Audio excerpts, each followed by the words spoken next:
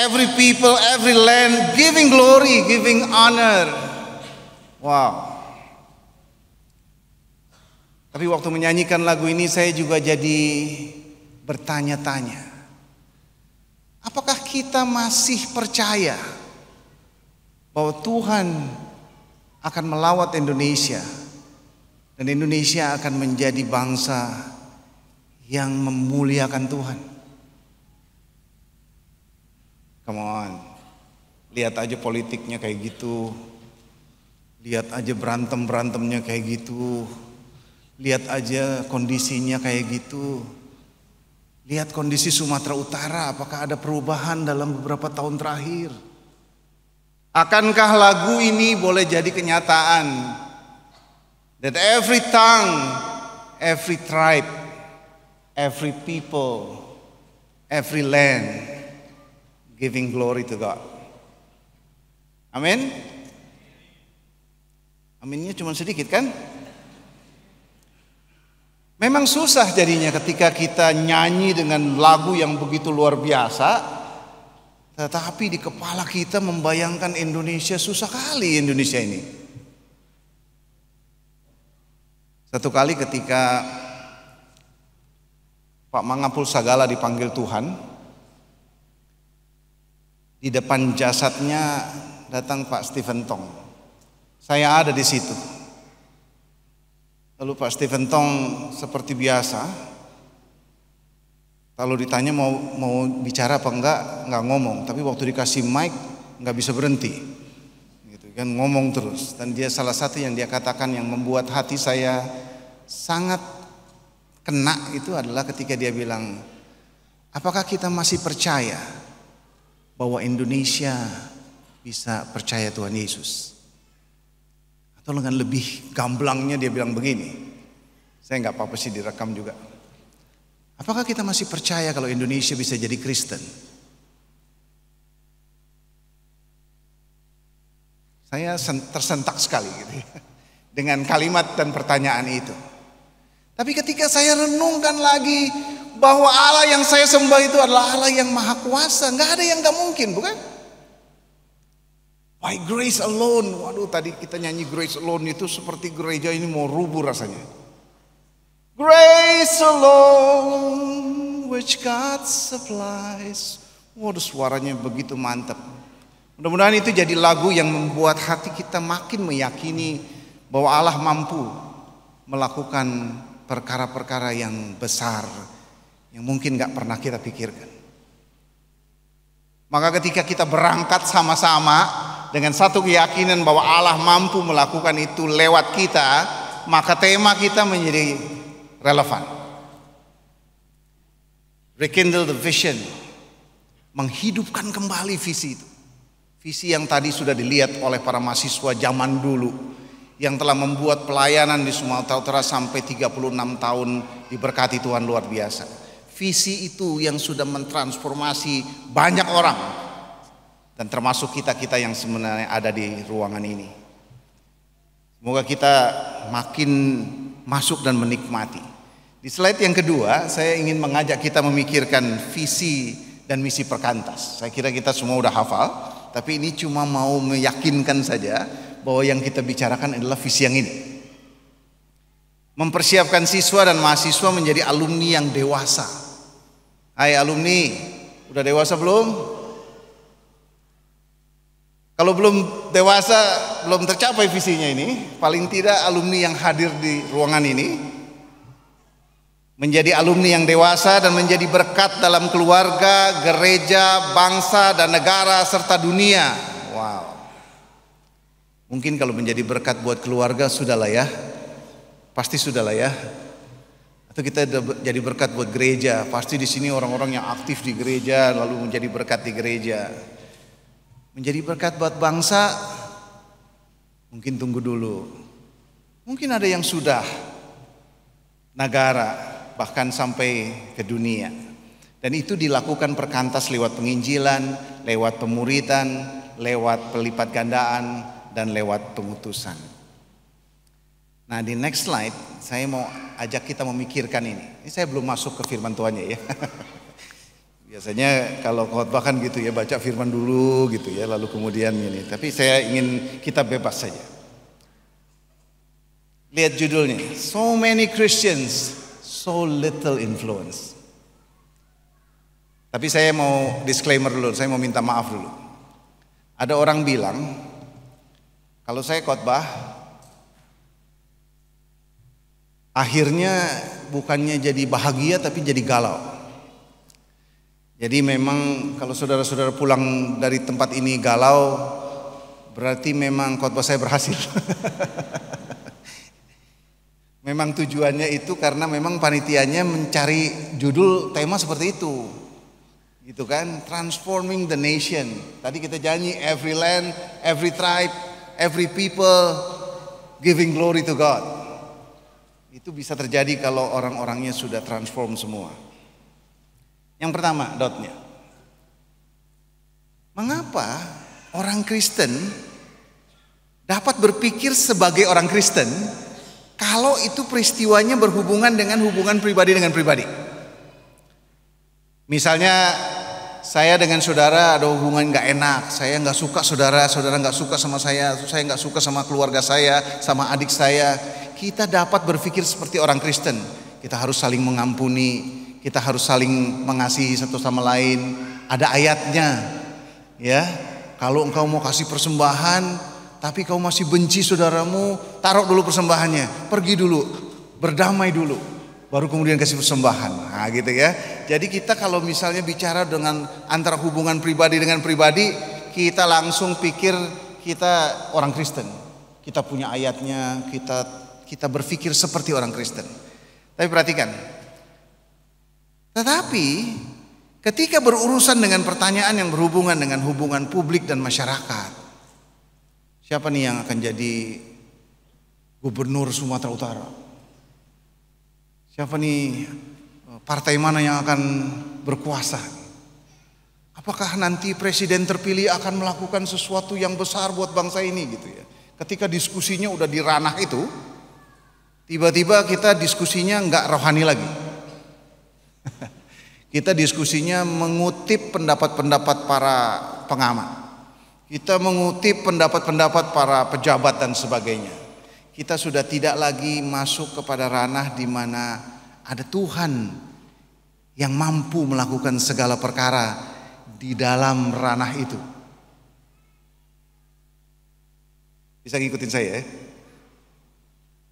Dan ini terjadi loh.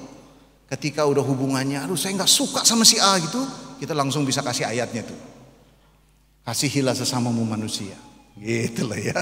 Kamu harus bisa mengampuni. Berapa kali mengampuni? Waduh, kita hafal angkanya gitu berapa kali mengampuni. Tapi kalau udah giliran bicara soal tema kita transforming the nation loh, kita tiba-tiba jadi seperti orang yang gagap. Nextnya, mengapa orang Kristen itu memiliki keyakinan begitu kuat tentang bagaimana mereka seharusnya berperilaku dengan pasangan mereka, suami dengan istri gitu ya, pacar juga seperti gitu, atau dengan keluarga. Tetapi memang kita nggak punya keyakinan yang mantep gitu ketika kita berhubungan di ranah publik dan keyakinan dengan keyakinan Kristen kita gitu. Seperti pertanyaan saya tadi, ketika kita nyanyi every land, every tribe giving glory, apakah kita punya keyakinan itu? Saya sangat tidak suka kalau kemudian kita menikmati sepertinya menikmati firman yang luar biasa, tetapi keluar dari ruangan ini kita masih meyakini bahwa memang susah lah Indonesia. Bahkan Tuhan pun susah mengubah Indonesia. Gitu ya, sampai mungkin begitu pendapat kita, karena Indonesia ini susah kali memang. memang susah. Masalahnya terlalu pelik, terlalu sulit. Jadi saudara perhatikan ada dua dikotomi di situ. Di satu sisi kita nyanyi dengan satu keyakinan bahwa Allah kita maha kuasa, and by grace alone we can do whatever God wants us to do. Kita bisa lakukan apa saja. Bahkan di lagu Grace Alone tuh dikatakan grace alone which God supplies. Strength unknown, He will provide. Waduh, kita nggak punya kekuatan tapi grace alone, Tuhan kasih kekuatannya. Kita bisa nyanyi seperti itu, tapi kenapa pertanyaan-pertanyaan begini juga kita akhirnya nggak bisa jawab ya? Ketika masuk ke ranah publik, ketika bicara soal transforming the nation, ketika kita bicara soal visi bahwa kita yang melayani siswa dan mahasiswa akan menjadi alumni yang dewasa, yang jadi berkat buat bangsa dan negara, tiba-tiba kita jadi seperti orang yang gagap. Next slide. Sebenarnya apa sih visinya Allah itu? Gitu kan? Saya mau kutip di bagian ini, ada dua bagian Alkitab. Yesaya 65:17 sama Wahyu 21 ayat 1. Sorry kalau agak kecil ya, saya bacain karena saya mau ada bagian yang nanti saya klik satu lagi. Yesaya 65 ayat 17 berkata, sebab sesungguhnya aku menciptakan langit yang baru dan bumi yang baru. Hal-hal yang dahulu tidak akan diingat lagi dan tidak akan timbul lagi dalam hati. Tetapi bergiranglah dan bersorak-sorak untuk selama-lamanya atas apa yang kuciptakan, sebab sesungguhnya aku menciptakan Yerusalem penuh sorak-sorak dan penduduknya penuh kegirangan. Jadi baca Yesaya ini kita kayak ngelihat ada satu masa nanti momen di mana wah indah sekali. Di situ ada sorak-sorak gitu ya. Lalu langit yang baru dan bumi yang baru di Wahyu 21 ayat 1. Lalu aku melihat langit yang baru dan bumi yang baru, sebab langit yang pertama dan bumi yang pertama telah berlalu dan laut pun tidak ada lagi.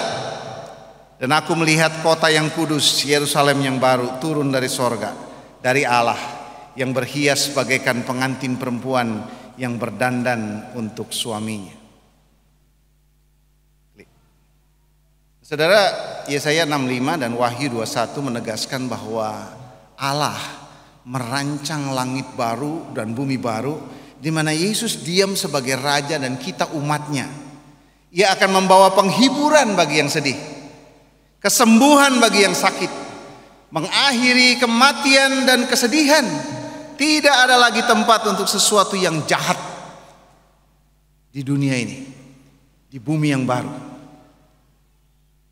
Nah saudara, saya ingin mengajak kita kemudian memikirkan bahwa ada nanti Yerusalem baru, langit baru, bumi baru, and we are going there. Nah apa yang kita lakukan sekarang itu akan berhubungan juga dengan langit baru dan bumi baru nanti.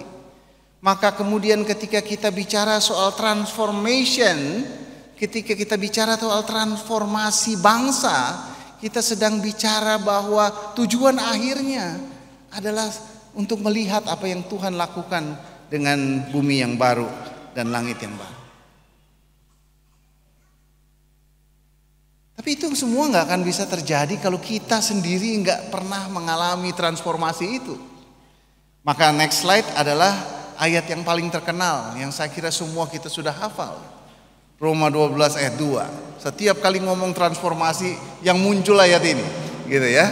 Roma 12 ayat yang kedua, jangan kamu menjadi serupa dengan dunia ini, tetapi berubahlah oleh pembaharuan budimu, sehingga kamu dapat membedakan manakah kehendak Allah, apa yang baik, yang berkenan kepada Allah, dan yang sempurna. Di sini dikatakan berubahlah oleh pembaharuan budimu. Nanti saya ingin ajak kita berpikir, apakah yang dimaksud dengan berubahlah oleh pembaharuan budimu itu hanya kemudian kita sendiri, ya, untuk kepentingan pribadi kita. Nah, jadi this verse ya menekankan personal transformation. Ini kita bicara personal transformation, transformasi pribadi.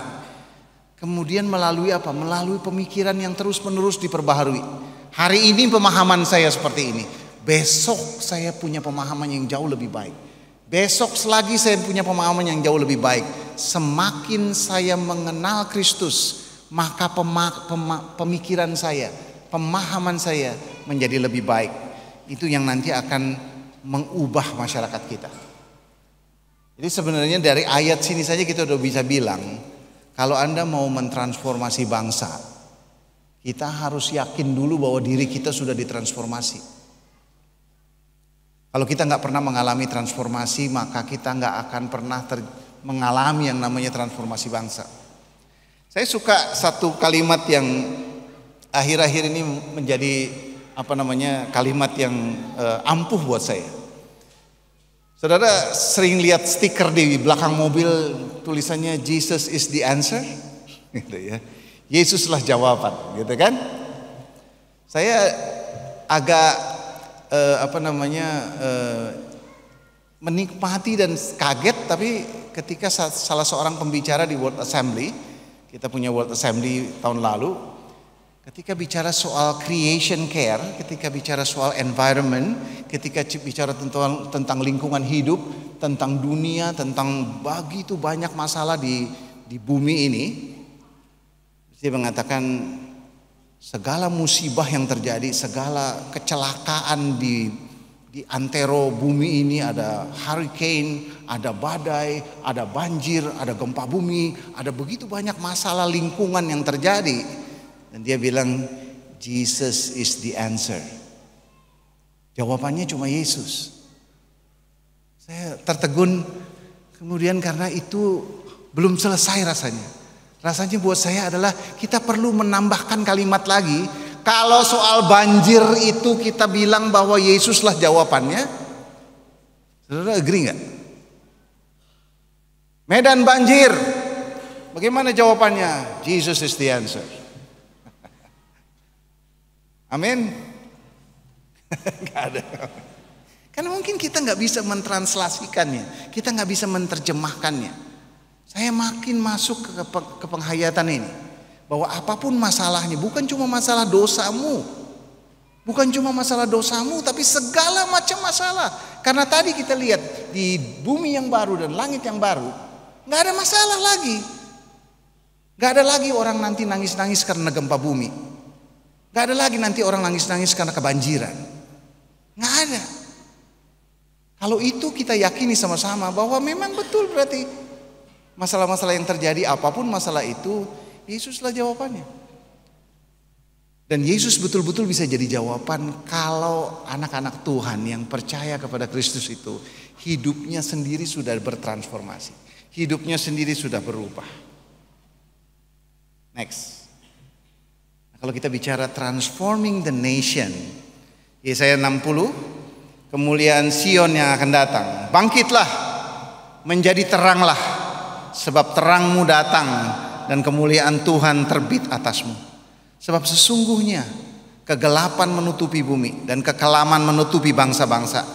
Tetapi terang Tuhan terbit atasmu dan kemuliaannya menjadi nyata atasmu. Bangsa-bangsa berduyun-duyun datang kepada terangmu dan raja-raja kepada cahaya yang terbit bagimu. Lihat apa yang terjadi, bahwa kegelapan menutupi bumi, kekelaman menutupi bangsa-bangsa, tetapi terang Tuhan terbit atasmu dan kemuliaannya menjadi nyata atasmu. Bayangkan dan lihat dengan mata kita, karena kita lagi bicara visi. Visi itu adalah apa yang kita lihat. Tapi yang kita lihat belum kelihatan sekarang, tapi Tuhan kasih kita lihat. Dan yang kita dikasih lihat Tuhan adalah bangsa-bangsa berduyun-duyun datang kepada terangmu dan raja-raja kepada cahaya yang terbit bagimu. Nubuatan ini bicara tentang suatu masa ketika cahaya kemuliaan Allah akan menarik bangsa-bangsa dan membawa transformasi. Saya makin semangat bicara ini, bahwa oke, kita bisa membawa Indonesia menjadi lebih baik. Kita bisa membawa dunia lebih baik. Ada teman saya bilang, aduh saya nggak mau lagi lah tinggal di Indonesia. Korupsinya nggak tahan. Ngurus apa semua pakai uang. Ngurus apa semua pakai uang. Saya nggak mau lagi tinggal di Indonesia. Saya mau pindah aja ke Australia. Gitu. Di Australia nggak ada gitu-gituan. Terus saya bilang sama dia, di mana-mana ada dosa. Dosa jenis Indonesia ya begitu. Dosa jenis Australia beda lagi. Dosa di Kanada beda lagi. Saudara, jangan kemudian pikir bahwa di Indonesia aja ada korupsi, lalu kemudian di tempat lain gak ada dosa. Dosa luar biasa loh. Ketika dosa masuk, semua, ingat Roma, semua sudah cemar, semua sudah berdosa. Maka ketika kita pikirkan begitu, kemanapun kamu pergi, di situ ada kerusakan, di situ ada yang namanya brokenness. Maka kita perlu orang-orang Kristen, anak-anak Tuhan yang hidupnya ditransformasi, yang hidupnya berubah. Jangan berdoa supaya bangsa ini ditransformasi kalau kita belum berdoa supaya diri kita bertransformasi. Makanya kalau begini nanti pulangnya jadi galau kan? Tapi katanya begitulah firman Tuhan yang benar. Kalau firman Tuhan yang benar katanya, kalau saudara masuk di ruangan itu hatinya lagi galau, nanti pulang sukacita. Tapi waktu tadi masuk hatinya sukacita, nggak ada masalah, pulang galau. Karena tadinya kita nggak pernah berpikir bahwa hidup kita harus bertransformasi, kita harus berubah. Tapi ternyata saya nggak cukup berubah. Saya belum berubah, saya belum bertransformasi. Hidup saya belum betul-betul jadi berkat buat bangsa ini. Hidup saya belum betul-betul bahkan jadi berkat buat keluarga saya.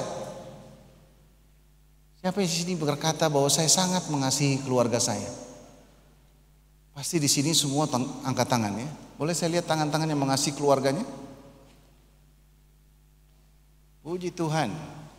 Tapi kalau saya tanya lagi, apakah saudara sudah meyakinkan anggota keluarga saudara bahwa mereka sudah terima Tuhan Yesus sebagai Tuhan dan Juru Selamat pribadi? Kalau masih ada anggota keluarga kita yang belum terima Tuhan Yesus sebagai Tuhan dan Juru Selamat pribadi, dan saudara mengatakan bahwa saudara mengasihi mereka, itu omong kosong. Maksudnya omong kosong kalau saudara nggak berbuat apa-apa. Saudara nggak berdoa buat mereka, nggak berusaha, nggak kemudian mencurahkan isi hati saudara bahwa saya sangat mengasihi keluarga saya ingin supaya mereka kenal Kristus. Saya mengasihi teman-teman saya di kampus, teman-teman mahasiswa saya, tapi mereka nggak kenal Kristus. Saya nggak pernah cerita tentang Yesus kepada mereka. Apakah saudara bisa berkata bahwa saudara mengasihi mereka? Itu adalah bagian dari transformasi. Saya nggak mau kemudian hanya menikmati Kristus untuk diri saya sendiri. Yang penting saya selamat. Tidak. Saya nggak bisa tahan kalau melihat ada orang lain yang belum kenal Kristus. Saya nggak bisa tahan melihat Indonesia yang terus-menerus berdosa. Saya akan terus berdoa buat Indonesia. Nggak tahu kapan Tuhan jawab. Tapi saya akan terus berdoa buat Indonesia. Saya akan terus berdoa. Kalau udah masuk dunia politik, saudara, katakanlah ada seorang gubernur yang terpilih, yang bukan pilihan kita, atau ada presiden terpilih yang bukan pilihan kita. Adakah di sini? Ada kali ya. Gubernur yang terpilih itu bukan pilihan saya, presiden yang terpilih itu bukan pilihan saya. Pertanyaannya adalah, apakah saudara pernah berdoa buat presiden atau buat gubernur itu supaya dia bekerja dengan baik, supaya jadi berkat buat daerah kita dan buat bangsa kita? Seorang kawan ketika ditanya begitu dia bilang, oh iya setiap minggu kita berdoa buat presiden sampai RT RW gitu kan. Tapi doanya doa template gitu. Maksud saya lihat fotonya, ingat orangnya, saya nggak pilih dia, saya nggak suka sama dia, tapi Tuhan berkati dia supaya dia boleh jadi pemimpin yang baik, supaya dia jadi gubernur yang baik, supaya dia jadi presiden yang baik, supaya lewat dia yang memang Tuhan pilih jadi pemimpin, bangsa ini diberkati. Ada banyak hal tentang transformasi yang bisa kita lakukan. Next slide adalah tentang what is transformation of Christianity. Kekristenan kita juga perlu ditransformasi kalau begini ceritanya. 2 Korintus 3 ayat 18. Dan kita semua mencerminkan kemuliaan Tuhan dengan muka yang tidak terselubung. Dan karena kemuliaan itu datangnya dari Tuhan yang adalah roh, maka kita diubah menjadi serupa dengan gambarnya dalam kemuliaan yang semakin besar. Maka kita diubah menjadi serupa dengan gambarnya dalam kemuliaan yang semakin besar. Transformational Christianity interprets the gospel from a unified perspective. Jadi transformasi kekristenan itu melihat Injil, menerjemahkan Injil itu dari perspektif yang satu, bukan cuma soal individu, tapi juga soal relasi kita, soal institusi di dalamnya, dan kemudian menyatukan yang namanya intelektual kita kemudian align, sejalan dengan evangelical kita, dengan penginjilan kita. Emotionally with charismatic and socially with ecumenical.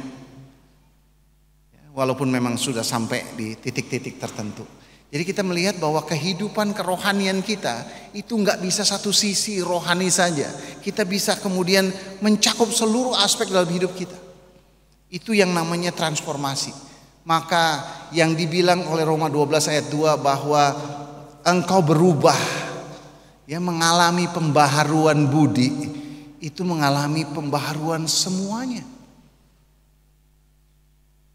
Saya sangat gelisah setiap kali melihat ada orang-orang Kristen, anak-anak persekutuan secara khusus yang sangat hebat di kampus, sangat hebat di persekutuan, sangat rajin pelayanan, sangat rajin saat teduh, dan sangat rajin baca Alkitab, bahkan sangat rajin berdoa. Tetapi kalau ada urusannya sama mata kuliahnya, sama pelajarannya, dia nggak sungguh-sungguh. Saya lihat 32 tahun saya di kantor di Bank Indonesia, dan saya lihat ada banyak orang Kristen yang sungguh-sungguh rohani, ngurus pelayanan luar biasa, tapi dikasih kerjaan nggak beres-beres. Ini bukan transformasi namanya. Transformasi nggak cukup sama sampai saudara saat teduh tiap pagi baca Alkitab, Bible study, sampai di situ, bukan. Itu kemudian hanya awal. Yang namanya transformasi adalah keseluruhan. Makanya saya sangat percaya yang namanya orang Kristen pasti excellent. Di kantornya dia excellent, di kampusnya dia excellent, di sekolahnya dia excellent.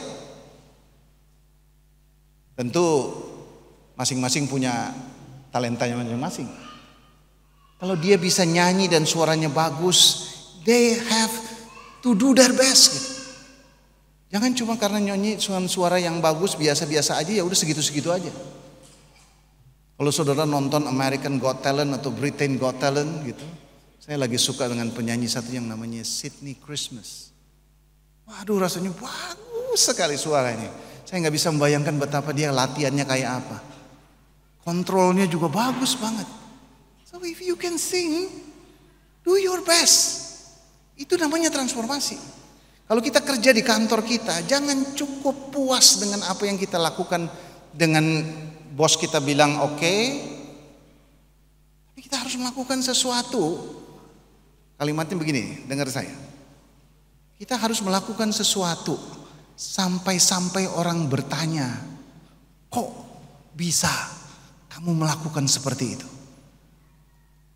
Misalnya saudara kerja di kantor, orang-orang semua udah mau istirahat, saudara belum mau istirahat karena ini belum mencapai hasil yang maksimal.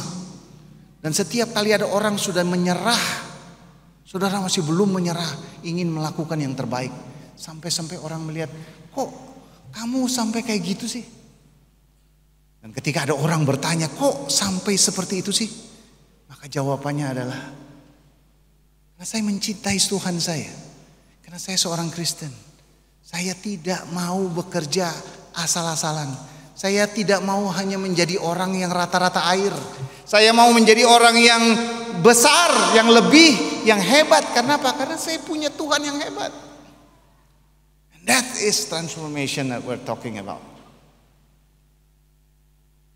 Jadi kalau pulang dari ruangan ini, saya galau karena saya belum bertransformasi dengan baik. Saya kira ini yang harus kita doakan. Ini harus kita doakan terus. Next slide. The command, perhatikan bagian ini. The command to love our neighbor, perintah untuk mengasihi sesama, itu juga sebenarnya adalah satu undangan untuk kemudian melibatkan mind and heart untuk bertransformasi. Dan kita ketika mind and heart-nya bertransformasi, itu kemudian mentransformasi juga fisik kita. Makin jelas kita lihat.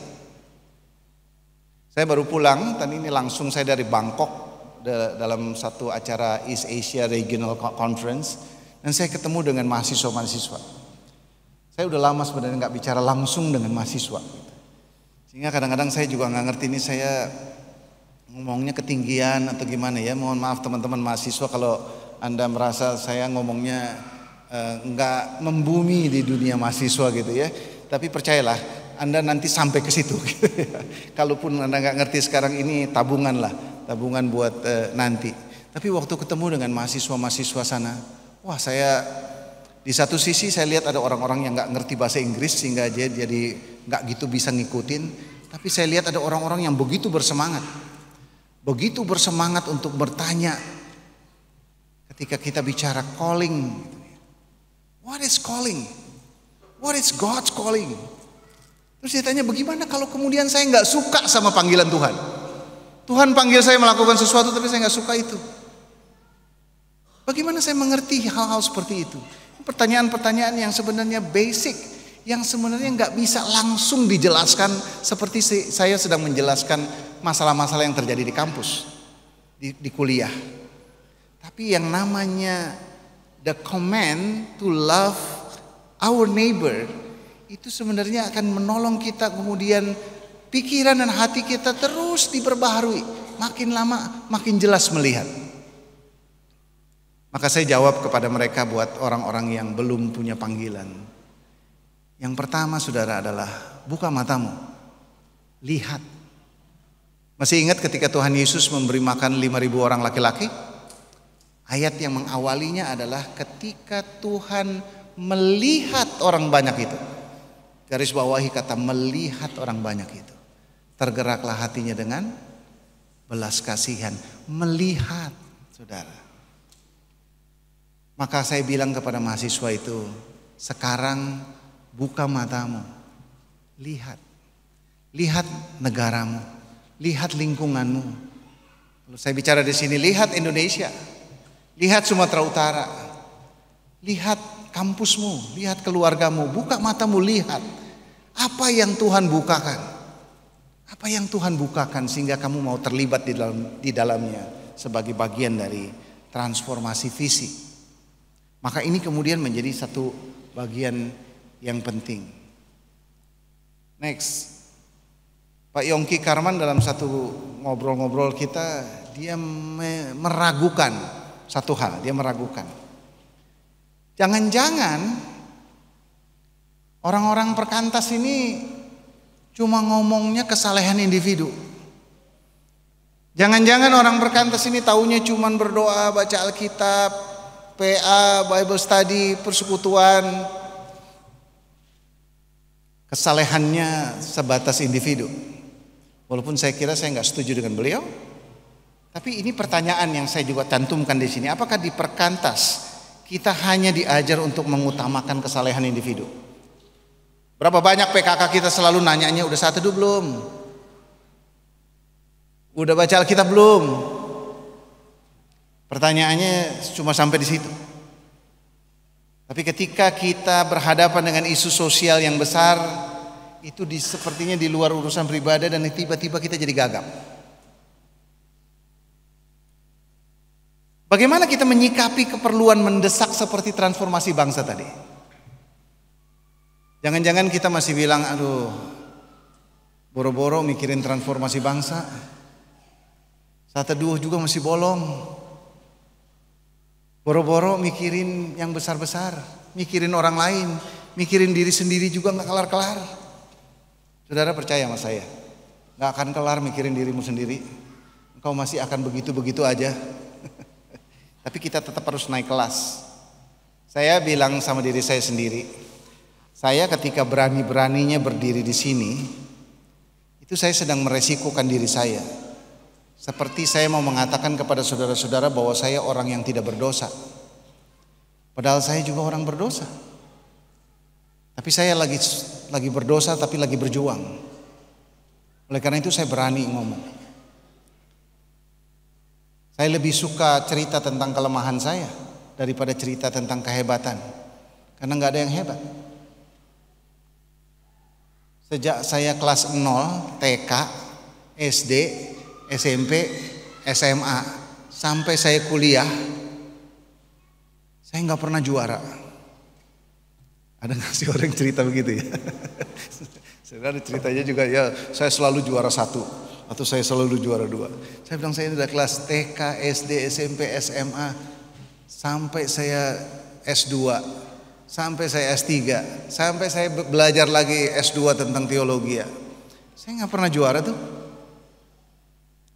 Tapi saya belajar aja. Karena saya percaya apa yang saya punya dan saya bisa maksimalkan. Karena saya lihat ketika saya di kampus belajar gitu ya, orang lain tuh pinter-pinter loh. Kenapa ya orang lain pinter-pinter kok saya nggak pinter gitu. Tapi dari situ saya belajar satu hal. Tuhan bisa pakai saya loh. Walaupun saya nggak pinter. Walaupun saya nggak ada apa-apanya. Tapi Tuhan bisa pakai saya. Maka saya menjadi makin confidence. Ketika berdiri seperti gini juga saya makin confidence. Ini bukan saya yang khotbah, tapi Tuhan mampukan saya. Waktu saya pernah berkhotbah, tapi persiapan khotbah saya rasanya minim sekali. Waktu saya khotbah rasanya kering sekali. Rasanya saya nyesel banget khotbah waktu itu, karena saya rasa saya belum persiapan dengan baik. Saya rasa saya nggak menyampaikan apa yang seharusnya saya sampaikan, sehingga ketika selesai berkhotbah saya duduk lagi di tempat saya renung, aduh Tuhan, kenapa saya gagal, kenapa saya begitu, kenapa saya nggak persiapan lebih baik, kenapa saya nggak berdoa lebih baik, kenapa saya nggak begini dan begini begitu, terus pikiran itu mengganggu saya. Tapi setelah ibadah selesai, tiba-tiba ada seorang menghampiri saya, lalu dia bilang, Bang, terima kasih, saya sangat diberkati. Saya kaget sekali. Karena saya merasa saya gagal malam itu. Lalu saya cerita dengan seorang teman. Ketika saya merasa khotbah saya kering, khotbah saya gagal, khotbah saya nggak siap, khotbah saya doa saya nggak kuat. Tapi tiba-tiba ada orang bilang, Bang, saya sangat diberkati. Teman saya bilang begitu. Itu karena Tuhan mengasihi orang itu. Walaupun khotbahmu jelek, tapi ada yang diberkati. Tapi sebaliknya, kalaupun kau merasa khotbahmu bagus sekali, bisa aja ada orang nggak diberkati. Jadi it's not because of me. Kalau Anda mau bertransformasi again, it's not because of you. Tapi karena Tuhan mau pakai kita dengan apa yang ada. Tapi just do your best. Just do your best. Sehingga transformasi terus terjadi dalam diri kita. Maka kita bisa menjadi berkat buat Indonesia, mentransformasi bangsa. Nah, next slide ini.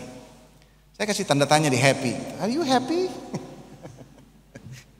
Happy birthday Perkantas. Tapi happy-nya pakai tanda tanya. Ya, Perkantas ini makin lama makin besar. Waktu kemarin ngobrol di Bangkok, saya cerita kepada seorang yang orang asing, orang lain, bahwa hartanya Perkantas itu luar biasa loh. Ini kita baru ngomong Medan ya. Di Indonesia ada banyak sekali BPC, ada BPP, BPR, kantor-kantor dulu, kemudian pelayanan-pelayanan di mana-mana, dan banyak yang punya rumah persekutuan, banyak yang punya mobil, banyak yang punya motor. Kalau dijumlahin itu semua hartanya, waduh, kaya raya sebenarnya Perkantas itu. Siapa bilang Perkantas itu persekutuan kantong terbatas? Banyak duitnya itu.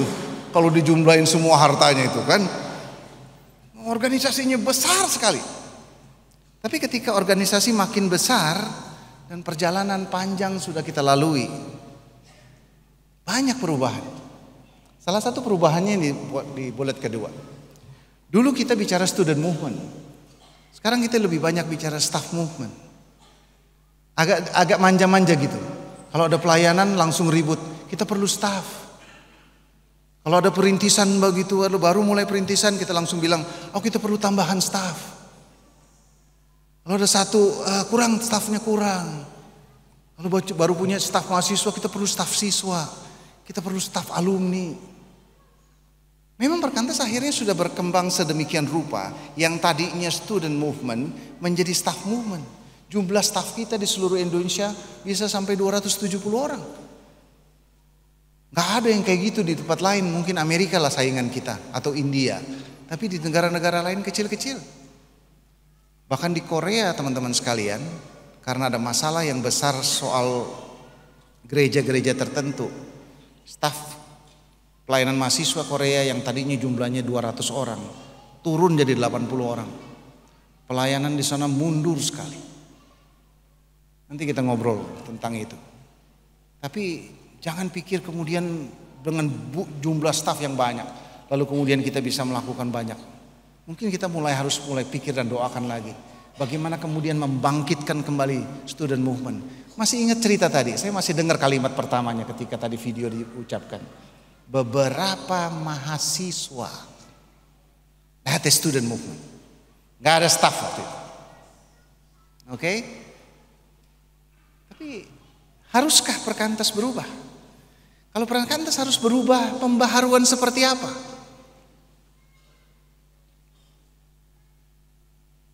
Next slide. Maka saya menawarkan transformasi pelayanan siswa dan mahasiswa. Ada 3 hal. Agility ini kayak agile. Kalau lihat Mazmur 18 ayat 33 itu seperti rusa yang menjejakkan kakinya di bukit. Tahu ya kalau rusa menjejakkan kaki di bukit. Bukit itu kan nggak konsisten bentuknya kan, gitu kan. Dia kadang-kadang begini, kadang-kadang begitu. Tapi si rusa itu kakinya bisa sedemikian agile. Mau dia miring ke kiri, mau dia lurus, mau dia miring ke kanan. Kaki rusa itu bisa jejak dengan kuat. That is agility. Itu yang seharusnya dimiliki orang Perkantas apapun yang terjadi. Soal digitalisasi misalnya, soal Zoom waktu itu, soal macam-macam yang terjadi. Saudara, kita harus punya yang namanya agility. Jangan semua masalah diselesaikan dengan cara yang sama. Pokoknya kalau ada masalah di Perkantas, solusinya adalah retret kelompok kecil.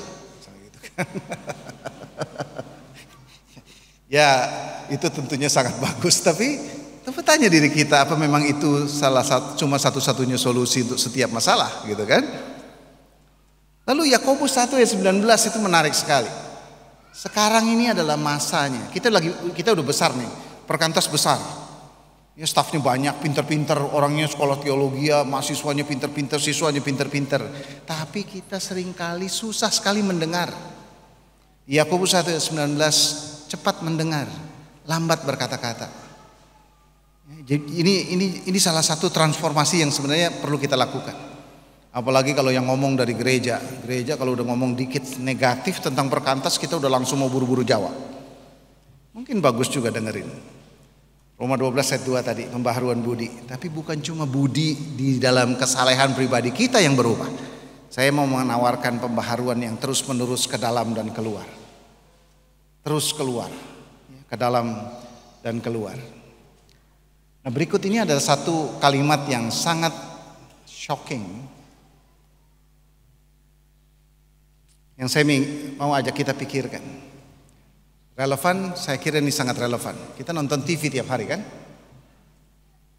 91% adegan seks di TV itu ada adegan yang terjadi antar pribadi di luar pernikahan yang sah. Apa yang saya mau katakan adalah bahwa TV kita itu sedang menjejeli kita dengan informasi bahwa hubungan seks itu boleh saja terjadi di luar pernikahan yang sah. Dan TV itu terlalu begitu terus. Kenapa pernikahan sejenis terjadi di Amerika dan Kanada dan negara-negara Eropa dengan begitu kuat? Karena di sana terjadi pembiaran. Mereka dengan dalih hak asasi manusia membiarkan sesuatu yang bertentangan dengan Alkitab terus terjadi. Kalimat ini saya kutip dari khotbahnya Rick Warren, karena dia bilang 91% adegan seks di TV itu adalah adegan antara wanita dan pria yang bukan suami istri. Saudara lihat itu? Dan itu benar. Saya bilang iya juga ya. Ada orang baru ketemu langsung hubungan seks. Dan adegan-adegan seks yang ada tuh nggak pernah kemudian adalah adegan antara suami dan istri. Dan itu meracuni kita.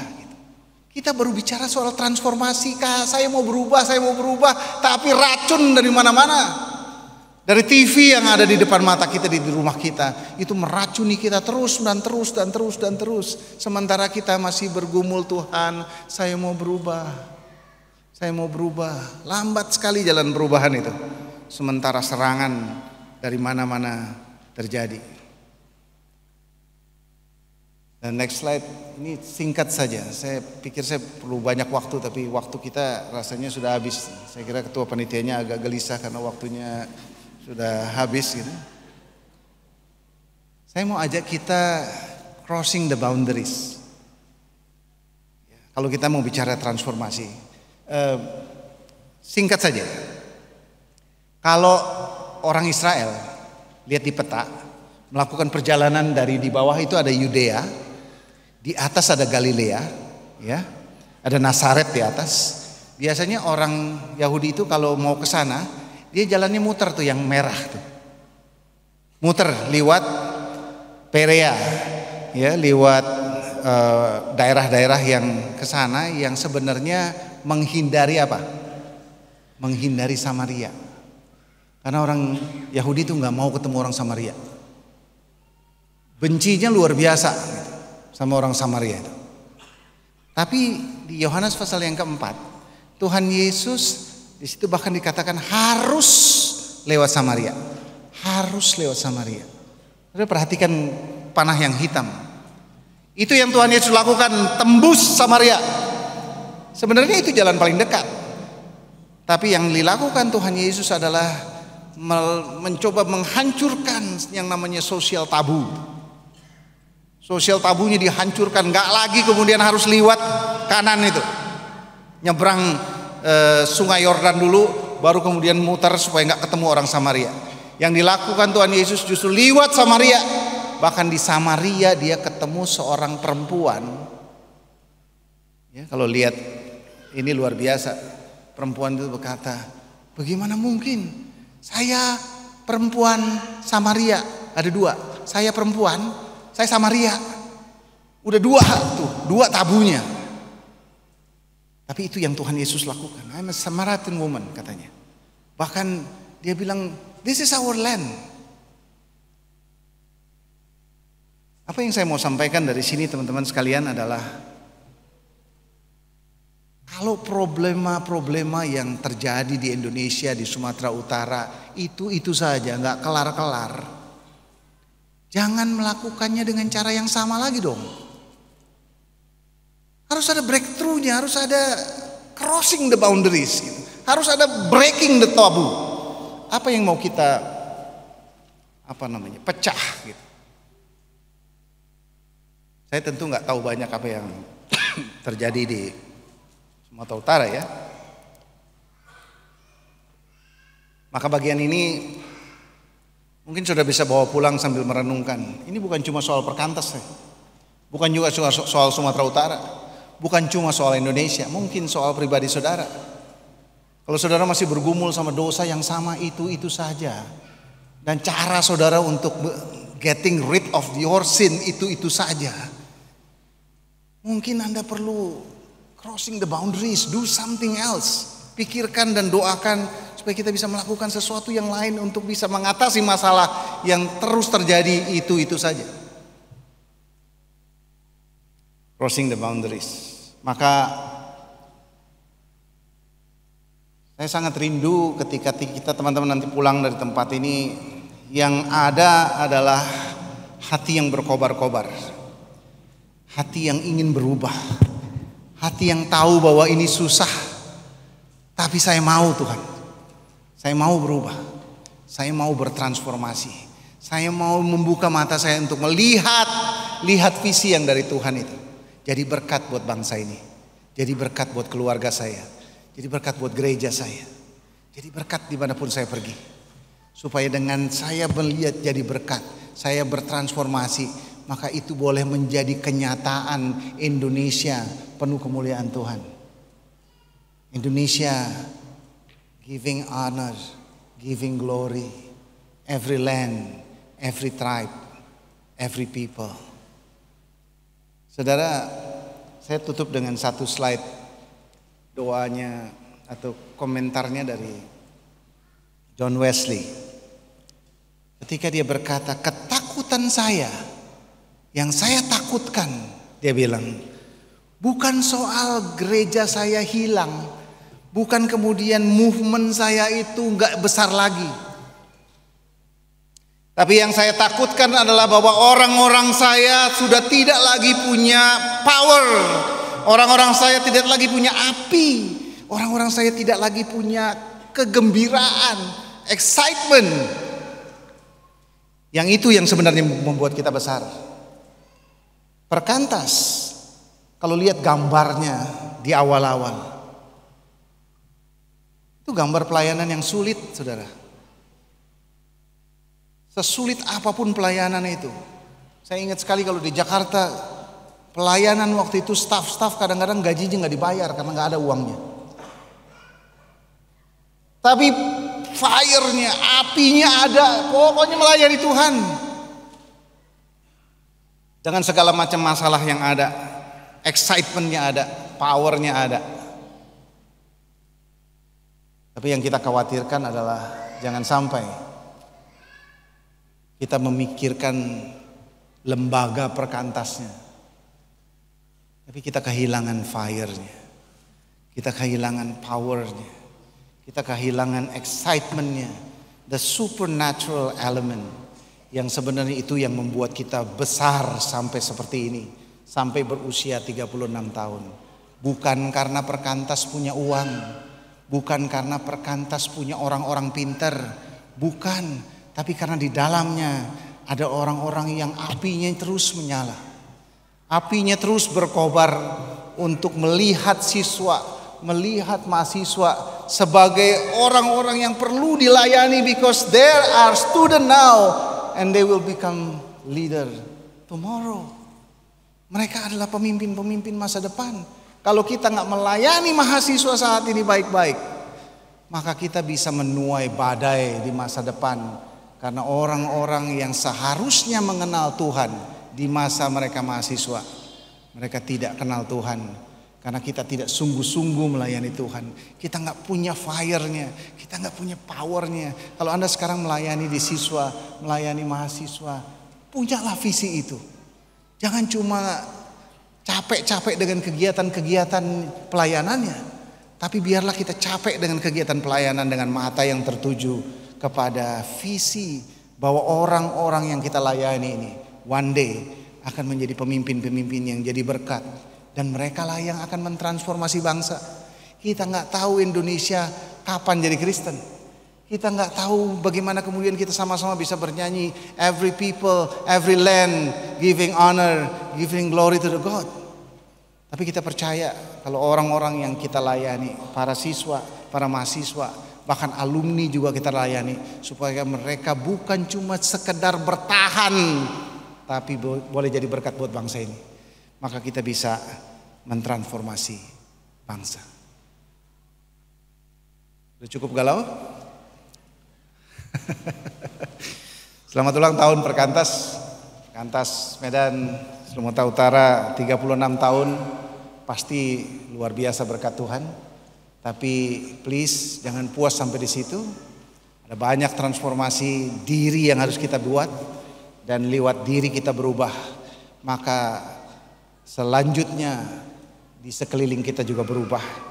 Kita boleh menjadi alat Tuhan mentransformasi bangsa. Mari kita berdoa.